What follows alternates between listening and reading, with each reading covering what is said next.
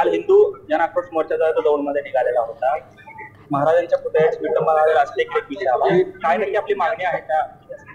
नाही, अत्यंत संतापजनक घटना ही यवतमध्ये घडलेली आहे. यवतमध्ये निळकंठेश्वराच्या मंदिराच्या प्रांगणामध्ये छत्रपती शिवाजी महाराजांचा जो पुतळा होता, जी मूर्ती होती, त्या मूर्तीची दगडानं तोडफोड केलेली आहे. लाथा त्या मूर्तीला घातलेल्या आहेत. अशा पद्धतीचं विटंबना करण्याचं नीच काम सय्यद नावाच्या एका जिहाद्याने केलेलं आहे. काल हजारो लोक रस्त्यावरती उतरली होती आणि सर्वांची मागणी हीच आहे की त्याला पोलिसांनी अटक केलेली आहे, त्याला सहकार्य करणाऱ्याला पोलिसांनी अटक केलेली आहे. परंतु हे जर सगळी 2-3 महिन्यातली परिस्थिती बघितली, कोडमध्ये अन्नपूर्णा मातेच्या मंदिरावरती अत्याचार करण्याचा प्रयत्न केला, तो चान्स ऐकणं, नंतर सांगली जिल्ह्यातील भवानीपूर गावामध्ये महादेवाच्या मंदिरातल्या नंदी महाराजाची शिंग कापून टाकली.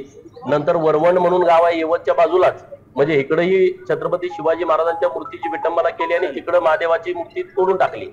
म्हणजे हे कुणीतरी करत, सामान्य कुणीतरी केलंय असं माझं अजिबात म्हणणं नाही. याच्या पाठीमागं मोठं षडयंत्र आहे.